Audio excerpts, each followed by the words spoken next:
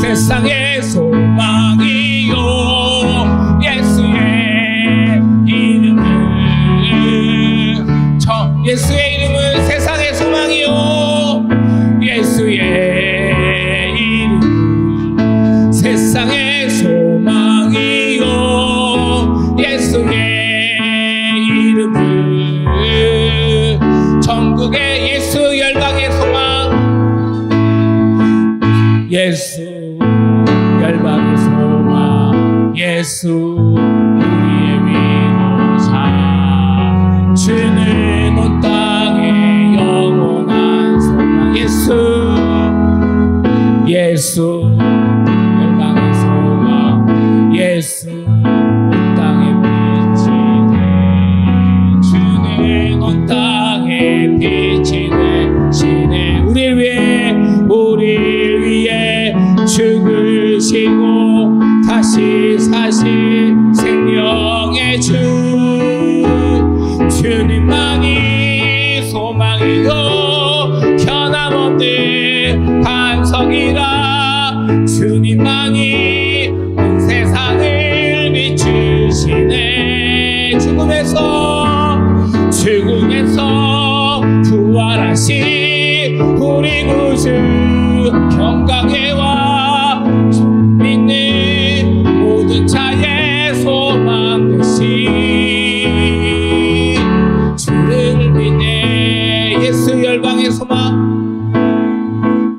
예수 열방의 소망 예수 우리의 위로자 주는 온 땅에 영원한 예수 어둠 속의 빛 어둠 속의 빛 예수 변함없는 진리 주는 온 땅에 빛이 되시네 우리 위해 죽으시고 다시 사신 생명의 주님만이 소망이요 변함없는 반석이라 주님만이 온 세상을 비추시네 죽음에서 부활하신 우리 구주 평강해와 주를 믿는 모든 자의 소망 되신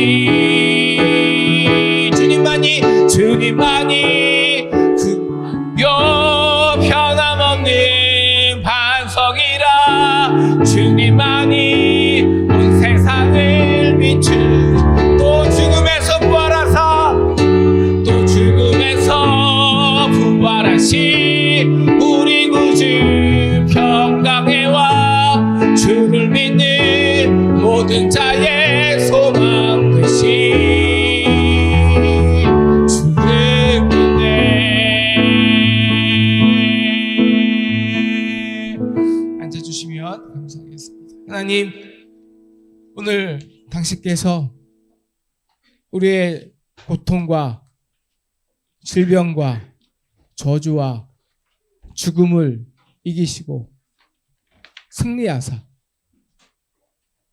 우리의 그 지긋지긋한 무덤을, 두려움을 빈 무덤 만드시고 이제 우리가 무덤에서 세상에 나가서 이 땅에 있는 죽음과 같이 사는 자들에게 부활의 생명과 능력을 선포하는 저희에게 도와주시옵소서. 예수님의 이름으로 기도했습니다. 아멘.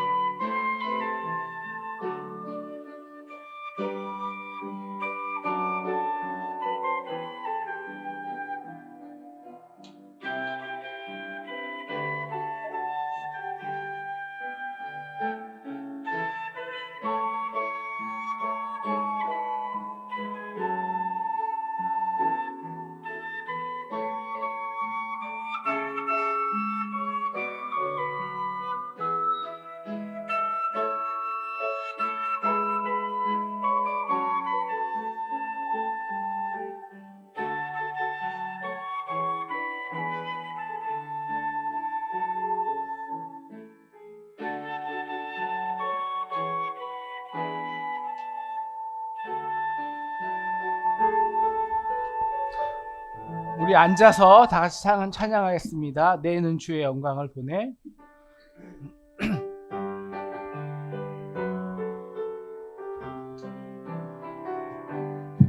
내 눈 주의 영광을 보내. 우리 가운데 계신 주님, 그 빛난 영광 온 하늘 덮고 그 찬송 온 땅 가득해. 내 눈 주의 영광을 보내. 찬송 가운데 서신 주님, 주님의 얼굴을 온 세상 향하네. 권능의 팔을 드셨네. 주의 영광 이곳에 가득해. 우리 선에 주님과 함께 찬양하며 우리는 전진하리. 모든 열방 주 볼 때까지. 같이 기도하겠습니다. 하나님 아버지, 이제 우리의 눈을 들어 주의 영광을 보기 원합니다. 아직 이 세상은, 아직 우리의 삶 속은 어둠이 있고 무덤 가운데 있지만, 하나님, 이제 우리의 세상의 사슬을 넘어, 삶의 현장을 넘어 이미 부활하시고 승리하신 주님의 그 놀라운 능력이 하나님 이제 이 자리에 영광으로 우리와 함께 해주시기를 간절히 기도합니다. 하나님, 우리에게 주신 그 영광을 우리가 이 교회에서만, 우리의 마음속에서만 은혜로 가지고 있지 않고, 하나님 이제 밖에 나가서 주님의 주신 그 부활의 영광을 우리 가족과 이웃과 우리 직장 사람들에게 아버지 선포하여 주시기를 기도합니다.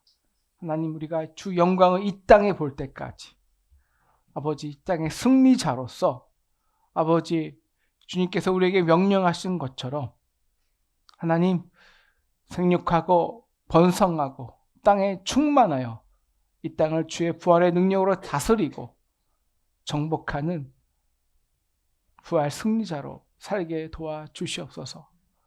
주님께서 우리에게 명령하셨습니다. 이제 너희는 승리자라. 두려워하지 말고 이 땅에 가서 성령을 받고 성령의 권능으로 온 유대와 사마리아와 땅끝까지 내 증인이 되라고 말씀하셨습니다.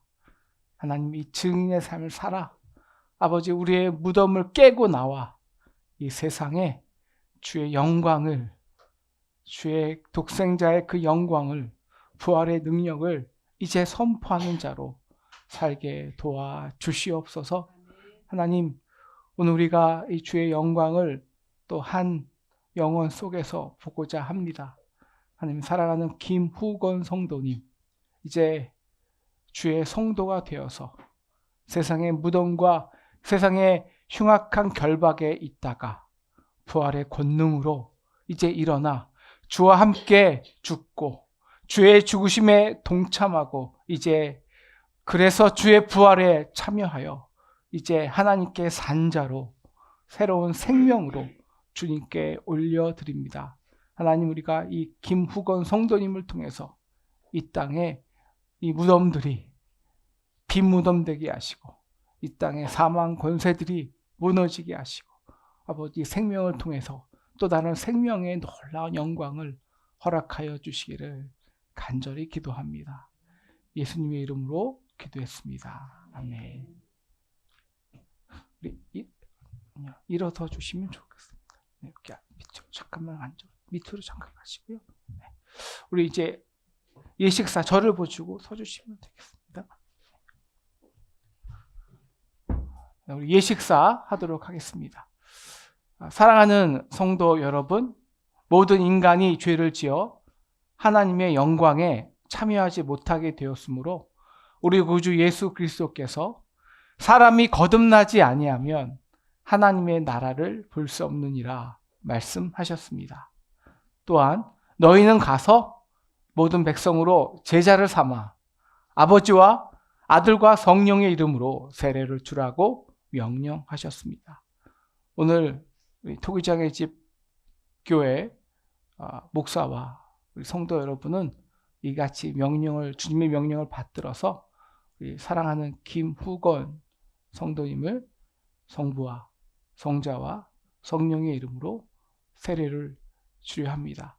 다 같이 기도하는 마음으로 이 세례전에 동참해 주시고 우리 김우건 성도님을 위해서 기도해 주시면 좋겠습니다. 성경 읽도록 하겠습니다.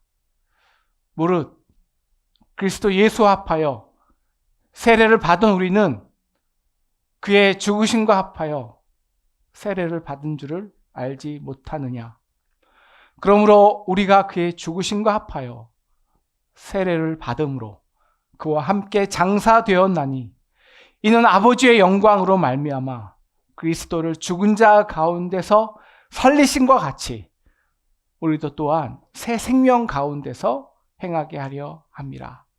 만일 우리가 그의 죽으심과 같은 모양으로 연합한 자가 되었으면 또한 그의 부활과 같은 모양으로 연합한 자가 되리라. 우리가 알거니와 우리 옛사람이 예수와 함께 십자가에 못 박힌 것은 예수의 죄의 몸이 죽어 다시는 우리가 죄에게 종노릇 하지 아니하려 함이니 이는 죽은 자가 죄에서 벗어 의롭다 하심을 얻었습니다. 아멘. 우리 이제 문답하겠습니다. 사랑하는 주의 아들 우리 김후건 성도님, 우리 당신이 거룩한 세례를 받고 이제 우리 교회에 입교하려 나왔습니다. 이 시간 하나님과 교우들 앞에서 우리 거룩한 세례를 받는 뜻과 우리 교회에 입교하기로 하는 약속의 증거로 다음과 같은 질문들에 성실하게 대답하시기를 부탁드립니다. 우리가 이 문답을 하기 위해서 우리가 어저께 우리 어저께 2시간에 걸쳐 맵슨과 대화와 또 교육과 문답을 다 마쳤습니다. 우리 기도로서 응원해 주시면 좋겠습니다. 문답하겠습니다. 당신은 만물의 창조자이신 하나님과 구세주이신 예수 그리스도와 우리 지도자이신 성령을 믿으며 죄 사함을 받아 죽음에서 구원받음을 믿으며 주님의 교회를 통해서 하나님 나라가 확장되며 주님께서 친히 우리와 함께 계신과 의와 사랑의 최후 승리를 믿고 영원히 사는 것을 믿으십니까? 네, 감사합니다. 당신은 철저하게 회개함으로 말과 생각과 행위에 있어서 하나님의 뜻과 성경에 어긋나는 것을 다 버리기로 결심하셨습니까? 네, 우리 또 질문하겠습니다. 당신은 하나님의 도우심으로 일생 동안 그의 거룩하신 뜻대로 살기로 결정하였습니까? 네, 우리 마지막 질문입니다. 이제 우리 김은거 성도님은 토기장의집 교회 세례 입교인으로 등록하게 됩니다. 이제 교회를 위해서 항상 힘써 봉사하고 또 모든 성도들과 함께 화목하며 공동체의 지체로서 그리스도의 몸을 이루는 삶을 살겠습니까? 네, 우리 감사합니다. 우리 응답을 마쳤는데요. 이제 우리 기도하고 새해 예식 거행하도록 하겠습니다. 앉아주시면 같이. 이렇게 앉아주시면.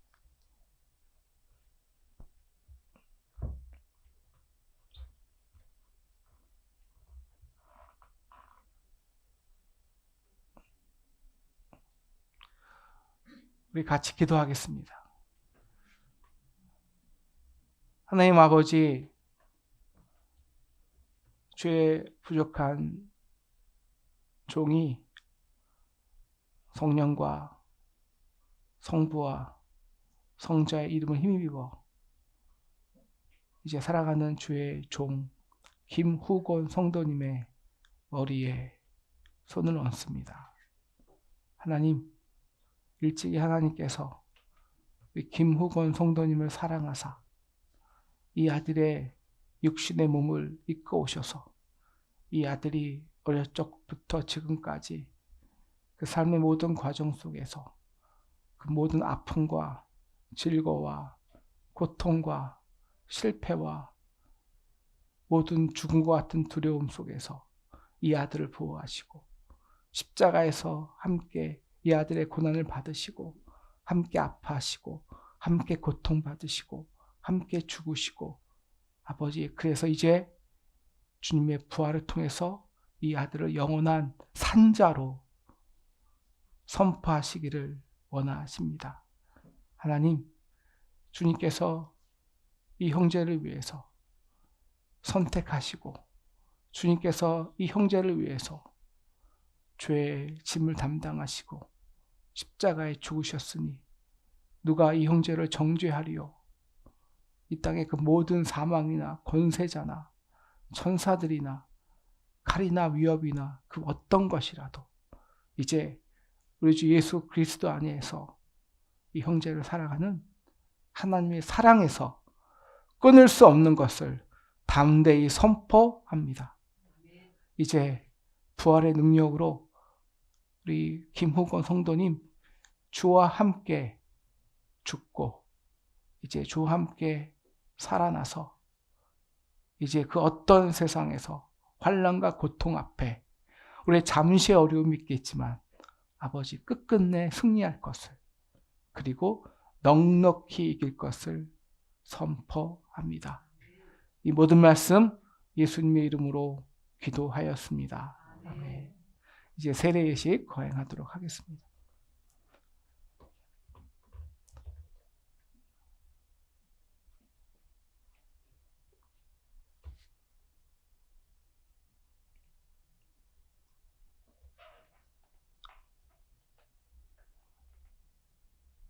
김후곤, 이제 내가 성부와 성자와 성령의 이름으로 세례를 주노라. 아멘.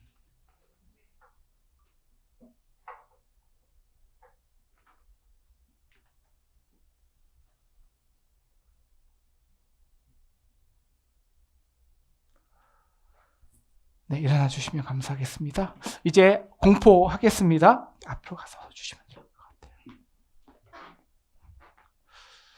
우리 성도님을 향해서 봐주시면 좋을 것 같아요.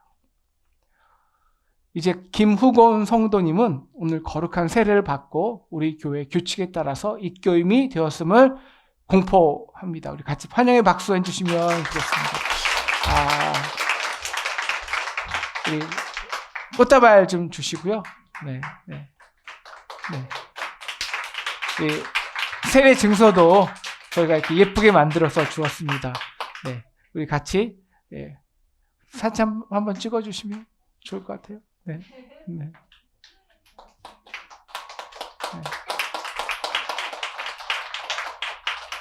감사합니다. 네, 이따가 우리 개인적으로도 환영해 주시고 격려해 주시면 감사하겠습니다.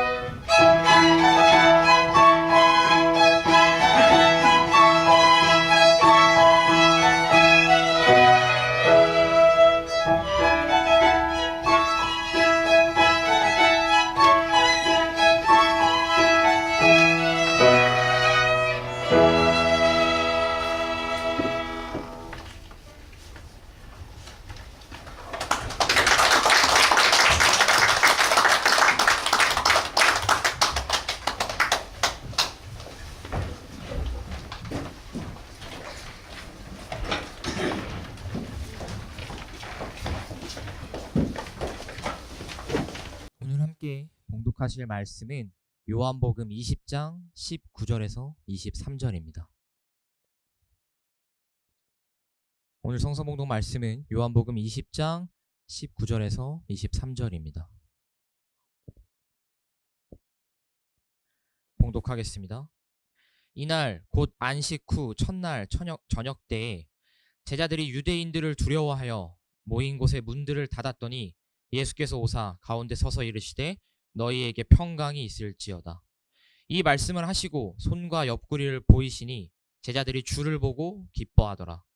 예수께서 또 이르시되 너희에게 평강이 있을지어다. 아버지께서 나를 보내신 것 같이 나도 너희를 보내노라. 이 말씀을 하시고 그들을 향하사 숨을 내쉬며 이르시되 성령을 받으라. 너희가 누구의 죄든지 사하면 사하여질 것이요 누구의 죄든지 그대로 두면 그대로 있으리라 하시니라. 이것은 오늘 우리에게 주신 살아계신 하나님의 말씀입니다. 나가볼까? 결심하잖아요.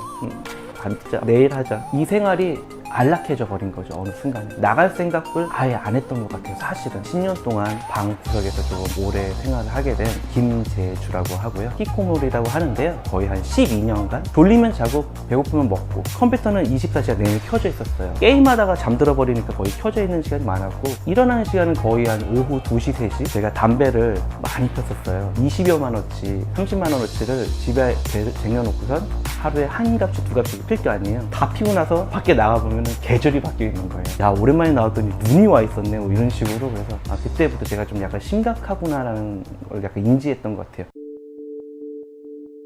예전에는 되게 쾌활하고 밝은 성격의 소유자였어요. 인기도 되게 많았고요. 유머도 많이 하고 장기간 연애하던 여자친구가 있었어요. 첫 직장을 가지면서 약간 다투게 됐습니다. 친동생처럼 여기던 남자 후배와 되게 부적절한 관계를 맺고 있었더라고요. 인간관계가 이 정도밖에 안 되었나라는 자신감이 줄어들었던 것 같아요. 사람들에게 대인관계를 하면 저는 이 사람들도 분명 나를 언젠간 뒤통수 칠 거야 라고 이렇게 마음을 먹었나 봐요. 직장에서도 이제 실패를 거듭하는 거예요. 인간관계 때문에. 사회적으로 나는 쓸모가 없는 사람인가 보다 그러다 알게 된 거예요. 방 안에 있을 때만큼은 아무도 나를 건드리지 않는구나. 아, 여기 있으니까 너무 안전하구나. 늪 같은 곳이에요. 방은. 이대로 평생 살 것만 같은 착각에도 빠져요. 뭐 이대로 죽어도 상관없겠는데 라는.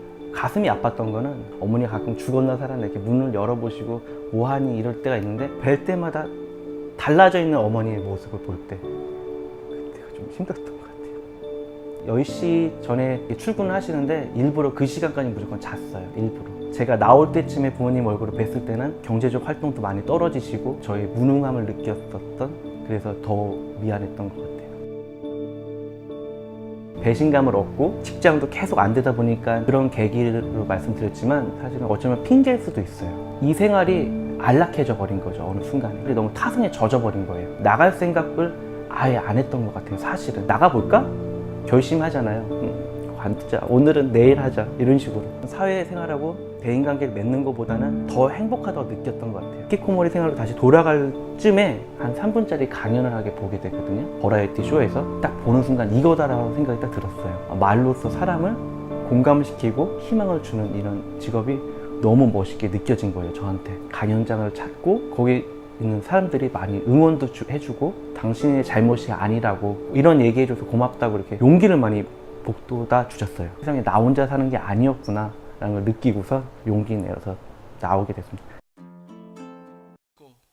상한 심령을 치유하시고 그래서 새 숨을, 새 기쁨을, 새로운 생기를, 살 것 같은 생명을 우리에게 허락하셔서 하나님, 우리가 눌린 자가 아니라 자유인으로 세상을 향해 부활의 권능을 선포하는, 세상의 흉악의 결박을 끊어내는 저희와 저희 오늘 말씀과 우리 삶 되기를 간절히 기도합니다.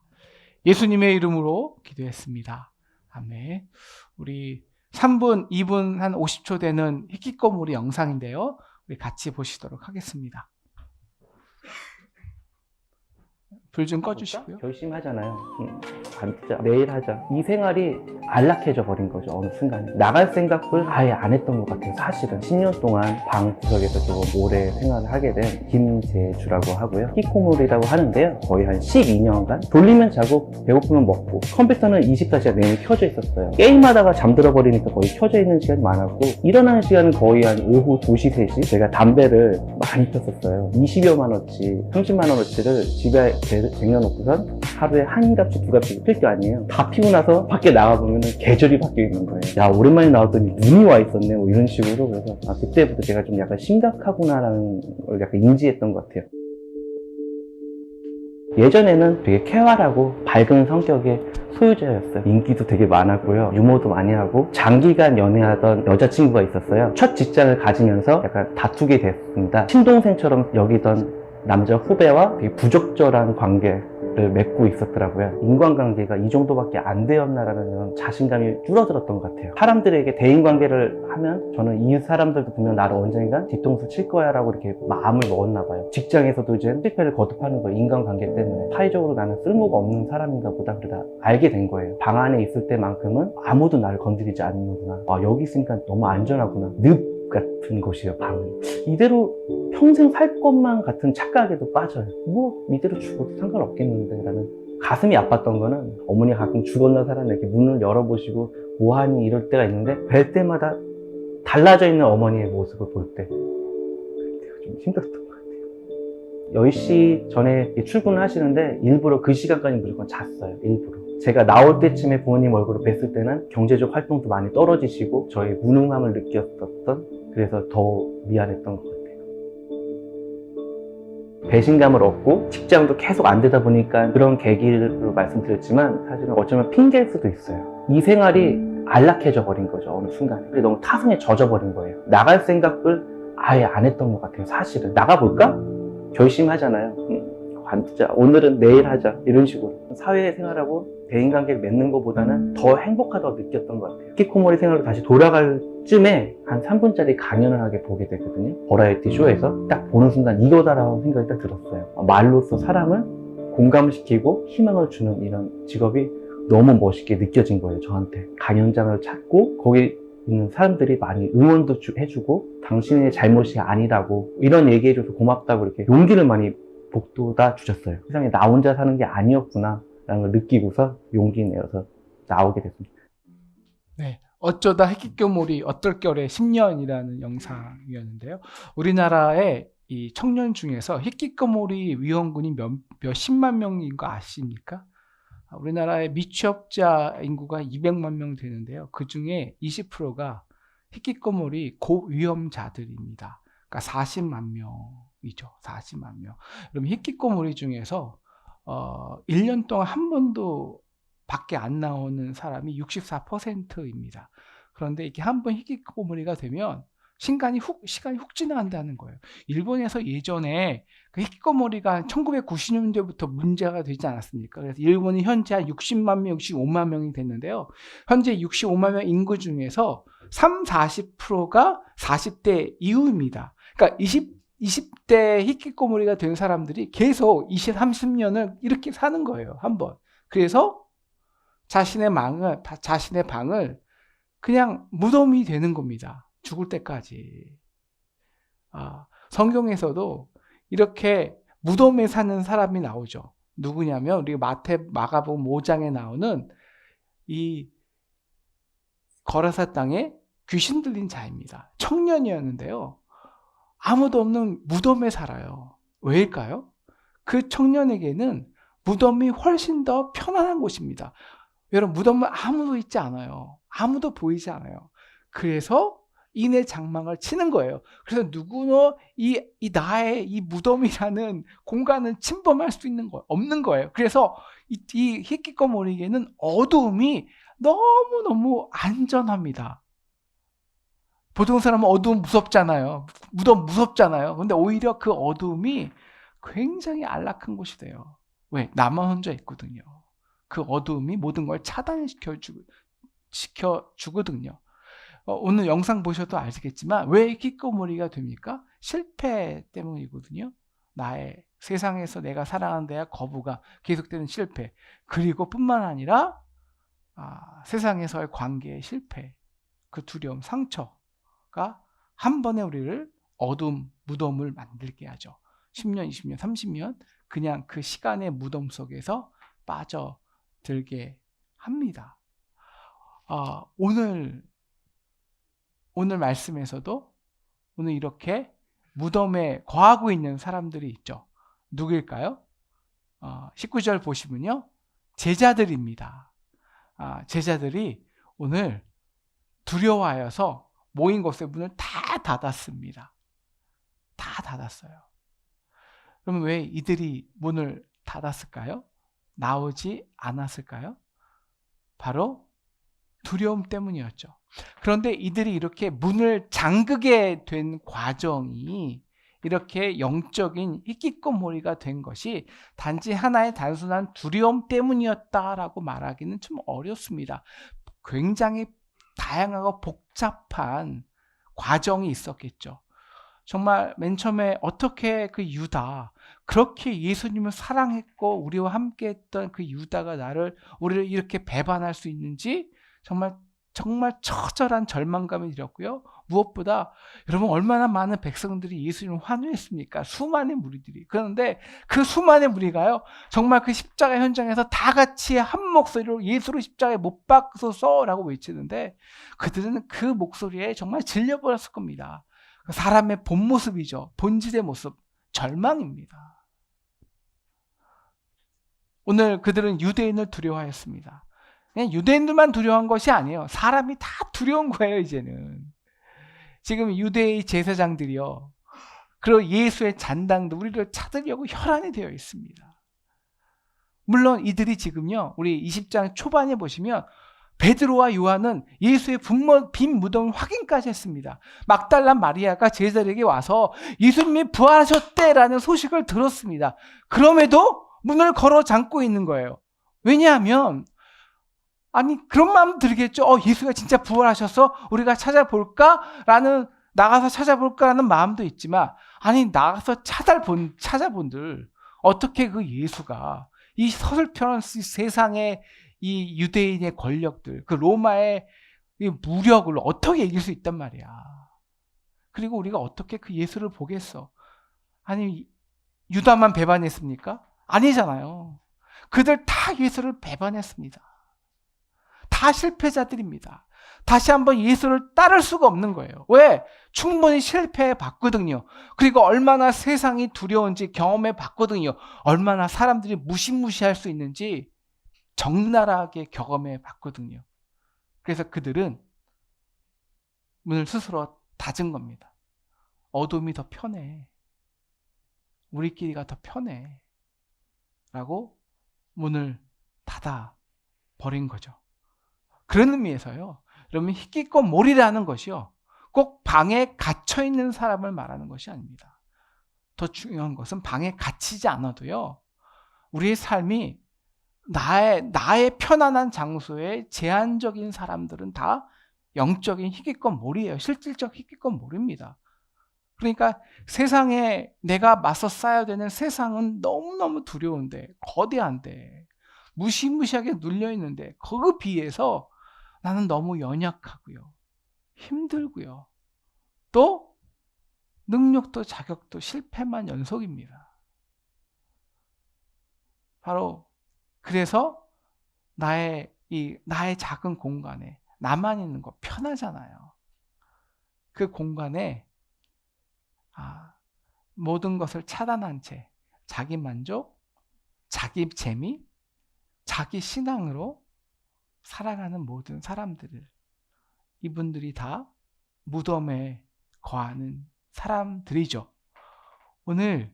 저는 오늘 말씀 묵상하면서요, 정말 우리 한국 교회의 모습이 생각나더라고요.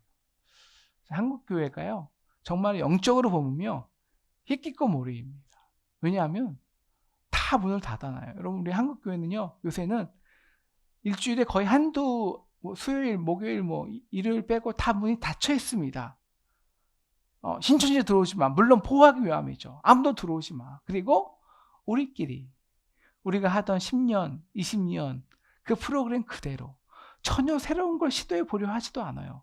왜? 새로움에 대한 두려움이 있기 때문입니다. 여러분 요새 정말 복음을 세상에 전하기가 참 힘들어졌어요.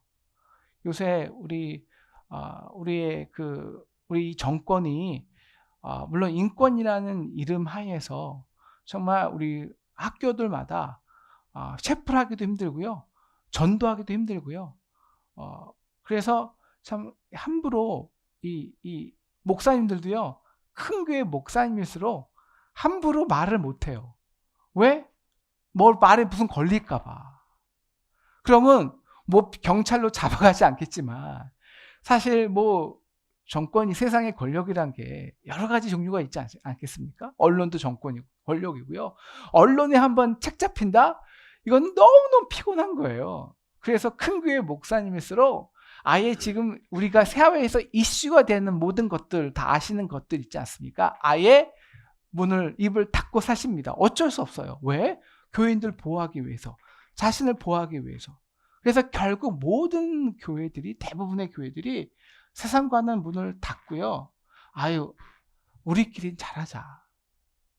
우리 교인들, 물론 교인들 보호하자. 우리 보호하자. 그렇게 하다 보니까 새로운 세대와 소통이 안 되잖아요. 그러니까 10년, 20년, 30년 그냥 그렇게 하던 사람들과 그 사람이 50대가 되고 60대가 되고 70대가 하고 80대가 되는 겁니다. 그래서 결국 어떻게 되냐? 그 50대, 지금 한국교회가 60, 70대 뿐이 안 남았잖아요. 그들 90대 되고 그렇게 서구 교회 같이 교회가 무덤이 되는 거예요. 교회가. 여러분요, 정말 한국 교회가 생명력이 있었을 때는요, 언제나 교회의 관심은 교회 문 밖이었습니다. 언제나 생명력이 있을 때. 그래서 방학 때가 되면 청년들이요, 저도 기억나요. 농촌으로 가서 다 도와주고요, 세계 선교 가고요, 이웃들 가고 와서 잔치 불렸고요, 자기 교회 확 개방해 놓고요. 그래서 언제나 이웃과 함께 고통을 나누고 잔치를 벌였습니다. 사회에서는요, 정말 우리 70년대, 80년대 후반까지만 해도 정말 교회의 리더 목사님들이 세상을 향해서 선지자적 선포를 했습니다. 이거는 잘못된 겁니다. 이거는 하나님의 뜻이 아닙니다. 세상에 대해 확실하게 정의를 선포하고요, 공의를 선포했습니다. 영향력이 있었어요. 그런데 없습니다. 왜냐? 이제는 교회 스스로가 너무 잘 알거든요. 우리가 너무 부족하다는 것.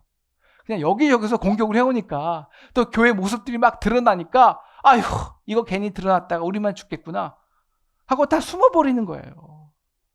뭐 다 개덕교라 그러고, 사실 큰 교회, 몇 교회 문제인데, 물론 교회 문제, 본질적인 문제이기도 하지만, 그래서 우리가 스스로 그냥 무들 닫아버려요. 교회가 스스로의 섬을 만들고 죽어갑니다. 이것이 사실 모든 서구교회와 구라파교회의 모든 똑같은 모습이었어요. 똑같은 모습이었어요. 왜 사람들이 문을 열고 나가지 못할까요? 제자들이 나가지 못했을까요? 아니, 부활하셨다는 소식도 들었는데 나가봤자거든요. 나가봤자. 그놈이 그놈이에요. 여러분, 참 우리가 세상을 보면 그래요. 사실 세상을 보면요, 우리 다 여러분 저보다 많이 세상 경험하신 분 많겠지만, 사실 우리가 지금 살아있는 권력에 대해서 참 우리가 걱정을 많이 하잖아요. 그런데 정말 보수 정권이 잘했으면 좌파 정권이 생겼겠습니까? 지금 사실 누가 누굴 탓할 수 있는 문제가 아니에요. 우리 기독교회는 잘했습니까? 우리는 정말 잘했나요? 아니죠. 우리가 잘했다면 우리만 피해자인가요? 우리가 피해자면 나가야죠, 당연히. 가서 정의를 외쳐야죠. 공의를 외쳐야죠. 근데 우리 나갈 수 없잖아요. 왜인 줄 아십니까? 우리가 피해자 아니거든요. 우리도 사실 다 공범들입니다. 그러니까 제자들처럼 나가지 못하는 거예요. 그럼 어떻게 됩니까? 그냥 우리끼리만 잘하자. 그냥 우리만 보호하자. 우리 교회만. 그냥 나만, 내가 사는 그 공간만, 여기까지는 침범당하지 말자. 그렇게 해서 모든 사람들이 그 자기가 편안한 그 공간에서 세상으로 나가지 않고, 왜? 두렵기 때문에 스스로의 무덤으로 자신의 삶을, 시간을 무덤과 함께 소비하는 거죠. 바로 그들에게 오늘 찾아오신 분이 있었습니다. 예수 그리스도시죠. 자, 예수님의 부활 사건은 딱 하나입니다. 예수님의 이 무덤을 빈 무덤 만들었다는 거예요. 오늘 말씀 제목이 무덤 그리고 빈 무덤이죠.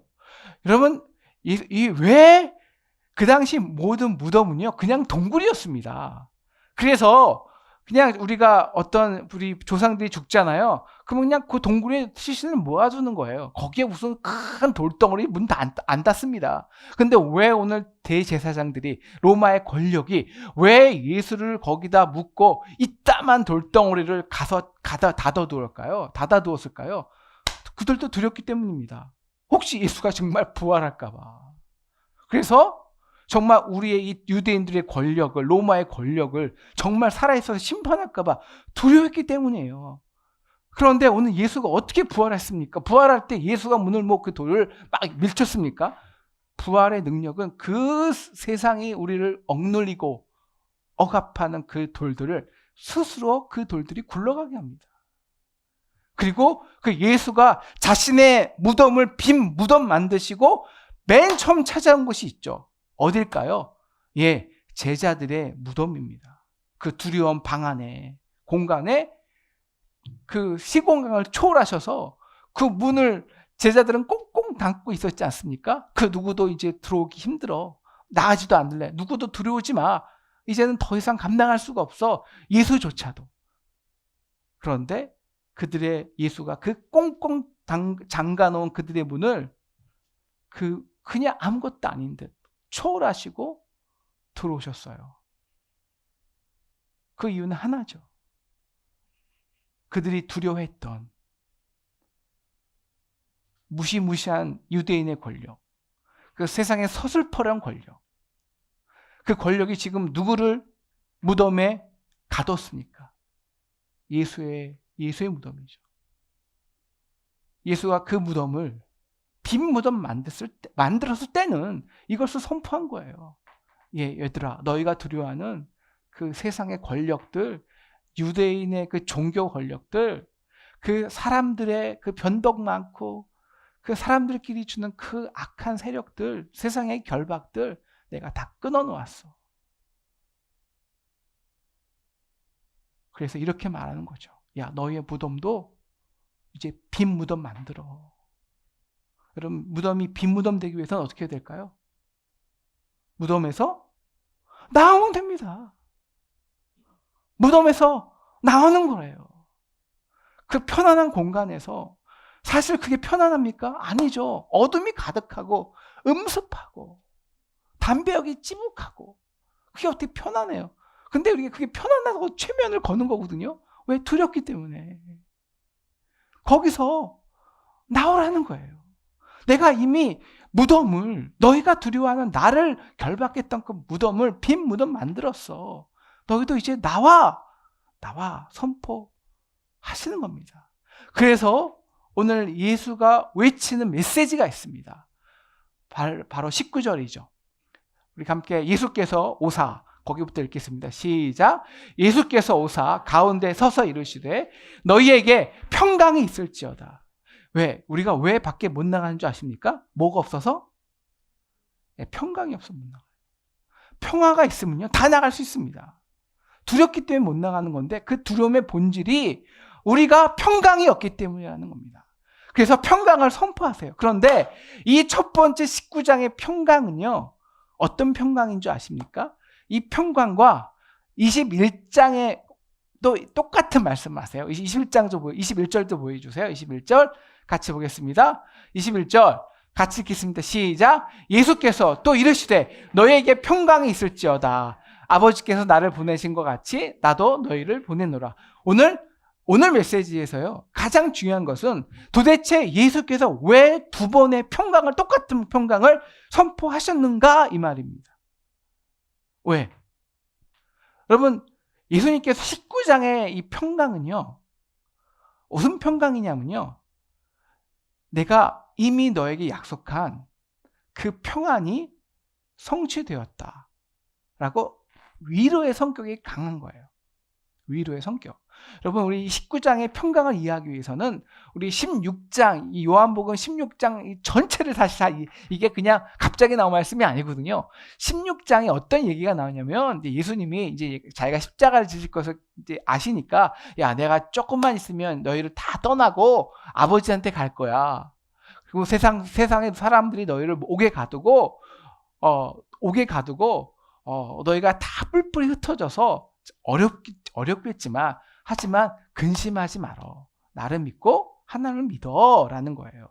내가 너에게 보혜사 성령을 보내줄 테니까 이제 그 성령이 너를 통해 다 이해하실 거야. 걱정하지 마. 그런데도 이 제자들이 도대체 예수님이 어디로 가시겠다는 거야? 라고 말하니까 이 16장 마지막 32절, 33절만 같이 읽겠습니다. 시작. 보라, 너희가 다 각각 제 곳으로 흩어지고 나를 혼자 둘 때가 오나니 벌써 왔도다. 그러나 내가 혼자 있는 것이 아니라 아버지께서 나와 함께 계시느니라. 33절.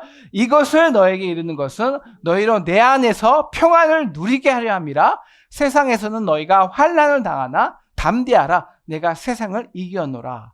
이것이 16장은요. 그래서 이 제자들에게 주신 약속된 평화입니다.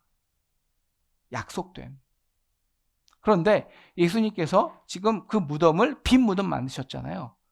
그럼 이 평화가 약속된 평화일까요? 오늘 19절에서 나온 19절의 평화가 성취된 평화일까요?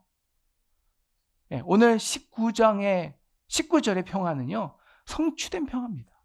내가 너에게 약속했지? 내가 세상을 이겼다고? 너희 담대하라고? 그래서 이제는 나이가 주는 평안을 누리라고? 이때야 바로. 지금 이때야. 내가 세상을 이겼어. 라는 거예요.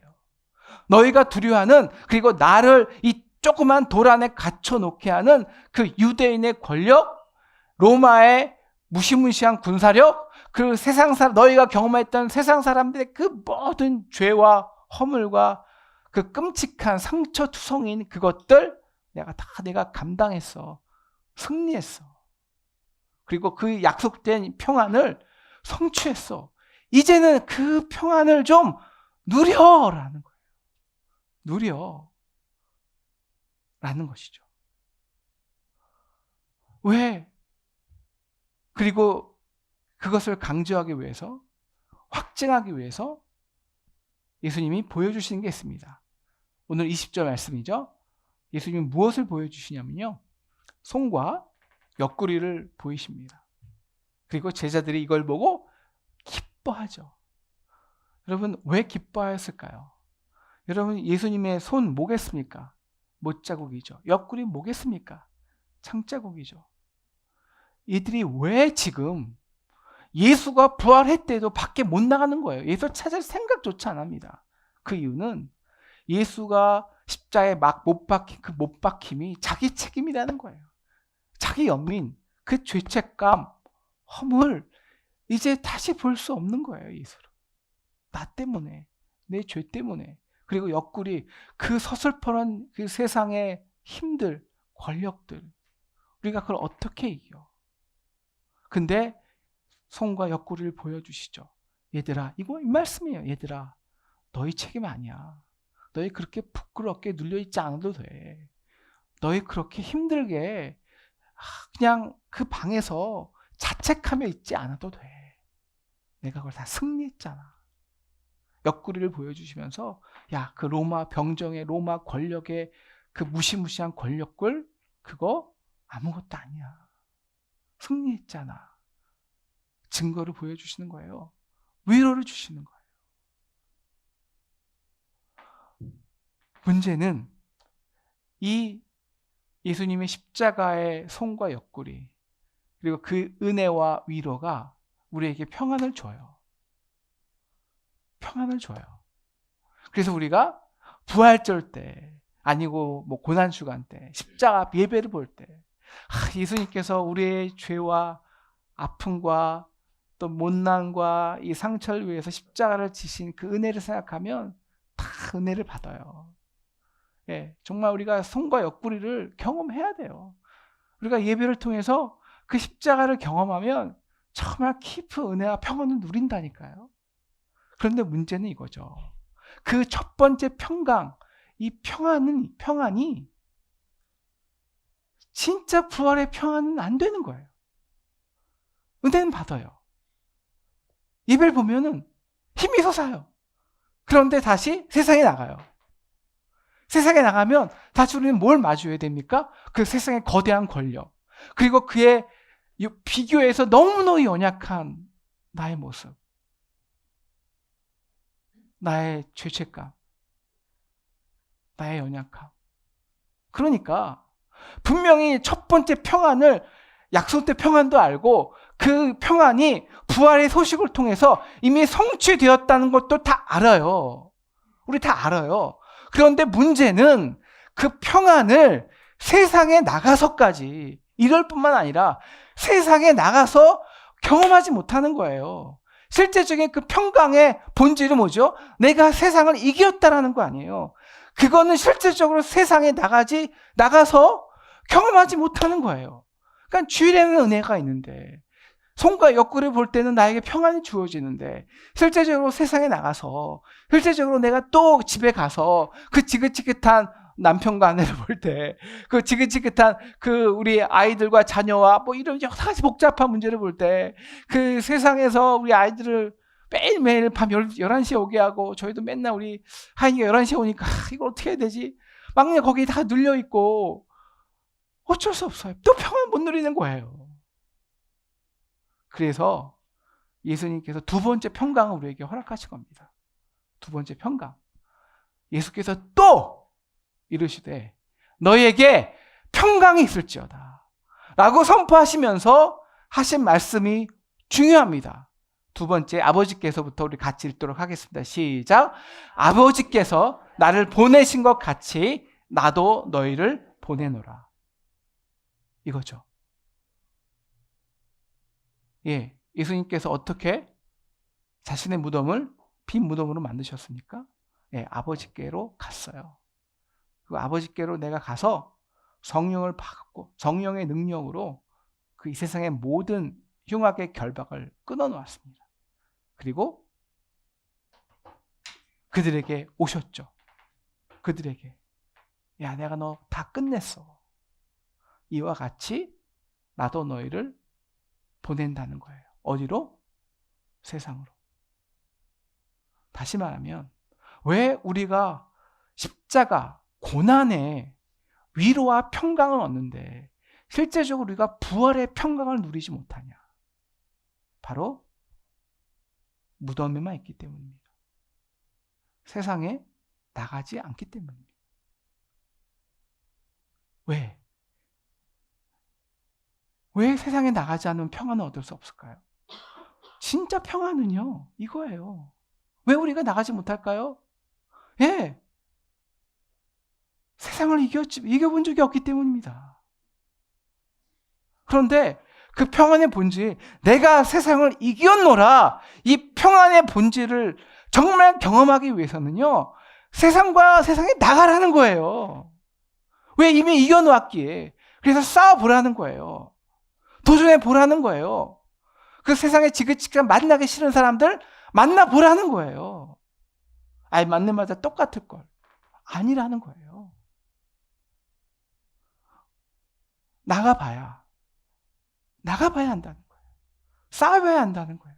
그래야 진짜 승리의, 내가 세상을 이겼다, 이 약속되고 성취된 것을 우리가 이제는 누릴 수 있다는 겁니다. 그래서 예수님은 우리에게 이제 내가 너희를 보내노라 라고 말씀하세요. 그리고 22절, 그리고 난 다음에 이 말씀을 하시고 그들 향하여서 숨을 내쉬죠. 이 숨은 한숨이 아닙니다.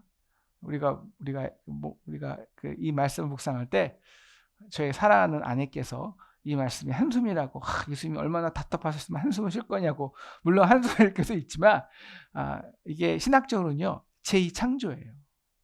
우리가 첫 번째 창조에서는요, 하나님이 육체에다가 생기를 불어넣으셨죠. 그리고 이렇게 명령하셨습니다. 첫 번째 명령이요. 너희는 생육하라. 번성하라. 땅에 충만하라. 그리고 땅을 정복하고 다스리라. 여러분, 두 번째, 그런데 이 죄악에 이 억눌리고 세상에, 여러분, 아담의 죄가 들어오잖아요. 여러분, 아담의 죄가 들어오는 다음부터 이 죄는요, 결코 개인적인 죄로 끝나지 않습니다. 여러분, 죄는요, 관계를 통해서 구조화됩니다. 그리고 관계를 통해서 형성되어 나갑니다. 내가 저 사람한테 죄를 졌잖아요. 저 사람이 다른 사람한테 죄를 그 영향으로 하고요. 저 사람의 죄가 내게 돌아가는 거예요. 사회가 그 사회의 악이 더 구조화되고 암란해지고 모든 사람을 결박시키는 거예요.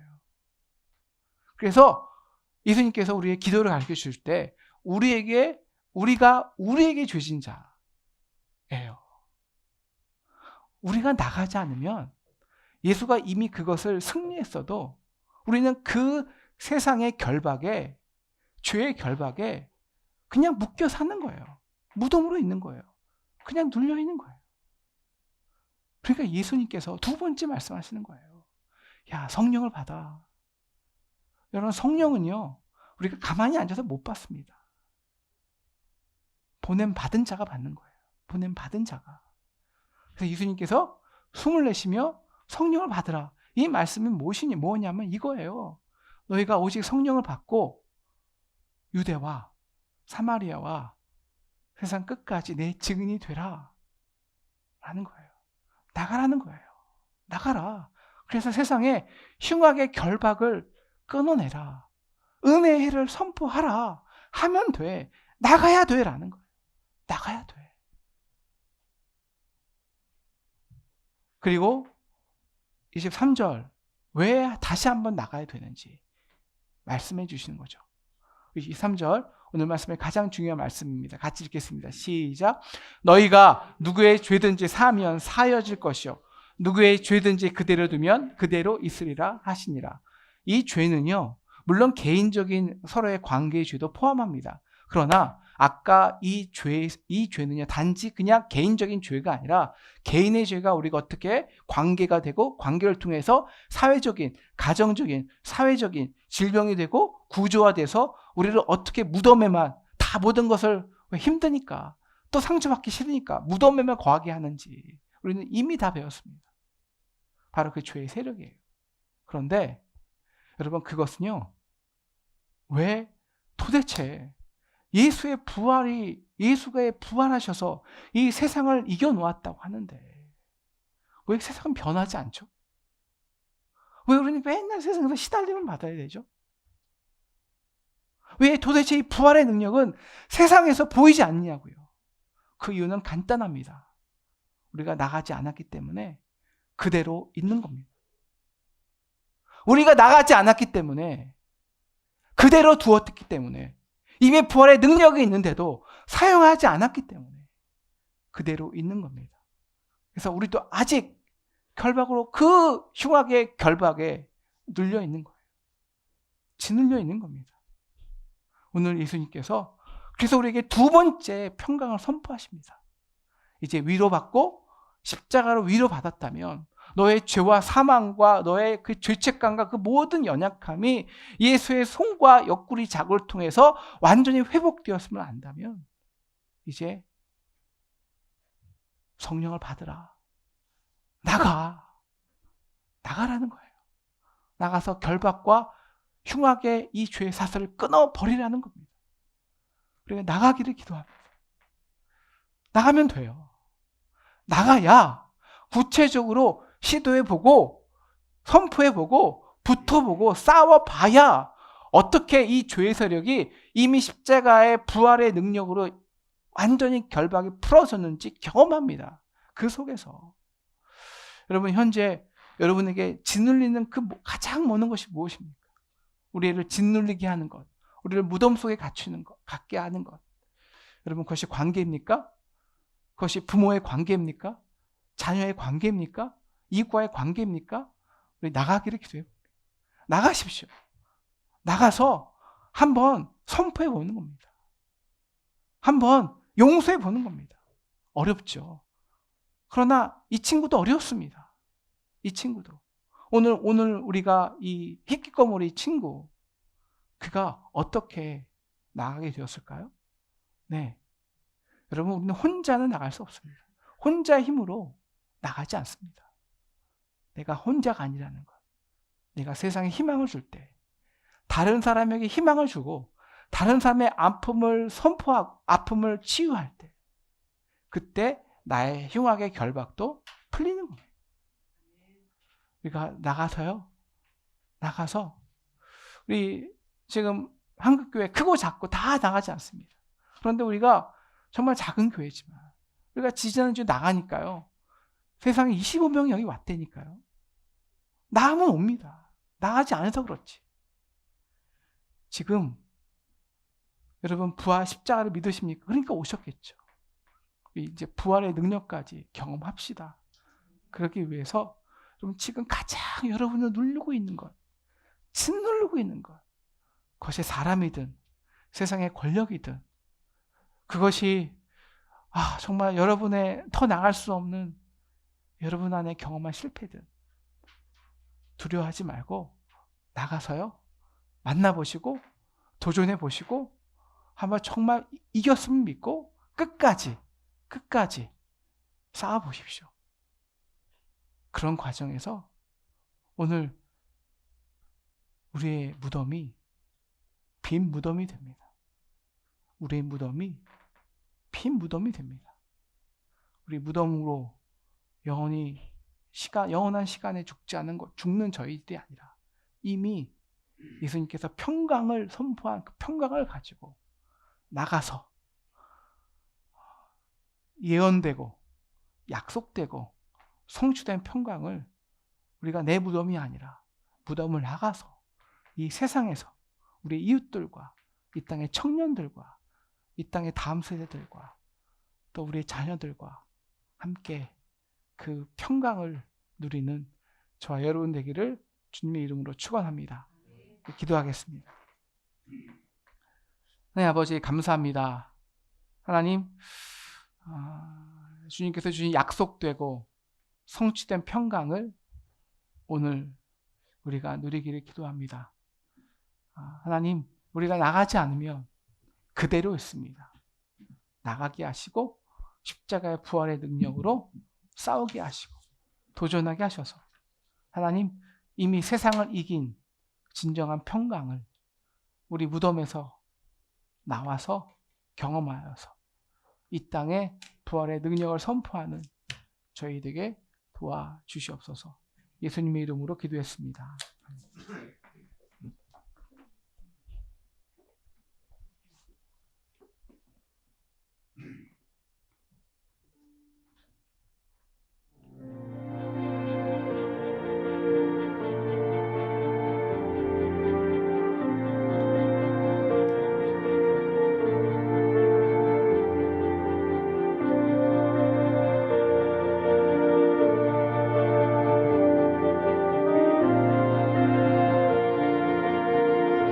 주 하나님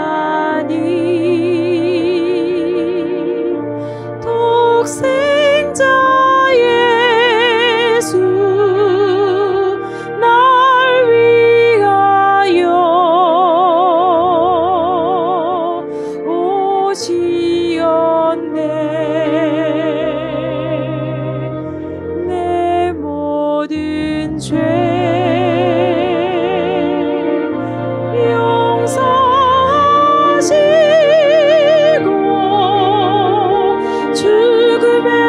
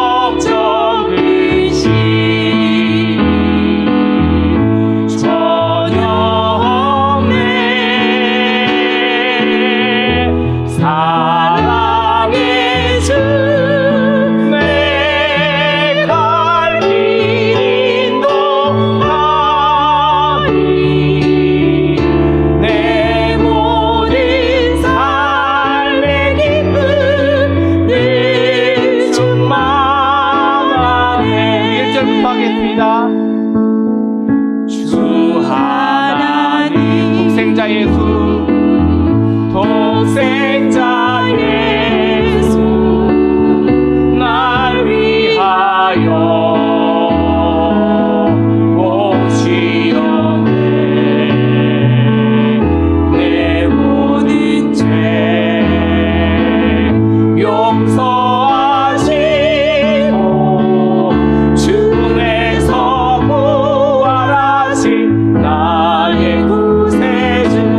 살아계신 주 살아계신 주 나의 참된 소망 걱정 근심 전혀 없네 사랑의 주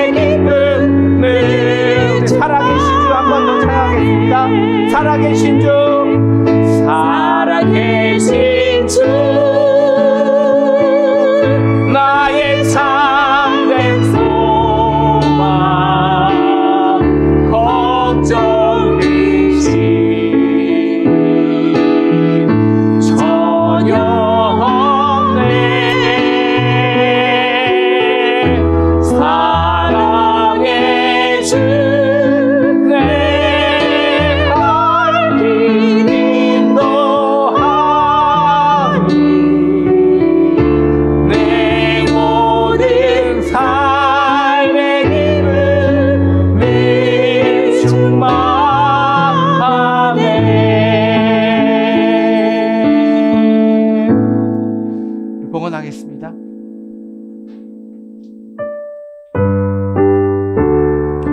일절만 하겠습니다. 내 주의 나라와 주 계신 성전과 내 주의 나라와 주 계신 성전과 피 흘려 사신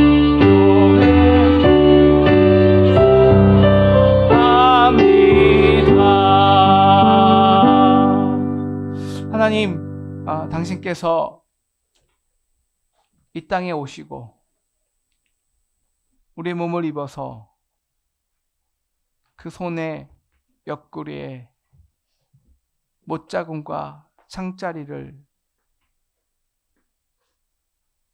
맞음은 우리의 상처와 흔적, 우리의 연약함과 죽음을 승리하러 오셨기 때문입니다. 이제 부활하시고 무덤 가운데 있는 우리를 찾아오셔서 무덤에서 나가라 선포하십니다. 보냄받은 자가 되라고 말씀하십니다. 하나님, 이 위로와 격려와 성취된 평강을 가지고 이제 나가서 이 세상의 흉악의 결박을 끊고 우리의 가정과 교회와 우리의 자녀를 묶어놓는 그 흉악의 결박을 끊어내고 이 땅에 부활의 능력을 선포하는 저희들에게 도와주시옵소서. 지금 우리를 위해서 십자가에 달려 돌아가시고 또 우리를 위해서 부활하신 예수 그리스도의 부활의 능력과 우리를 죽음에서 승리하기 위해서 자신을 아들까지 이 땅에 보내신 하나님의 놀라운 사랑하심과 이제 그 사랑과 은혜가 성령을 통해서 우리가 세상에 나갈 때 약속해 주시는 그 능력이 오늘 부활절 예배를 드리는 모든 성도들에게 지금부터 땅 끝까지 세상에서 이길 때까지 그 능력이 함께하기를 간절히 기도하고 축원하였습니다.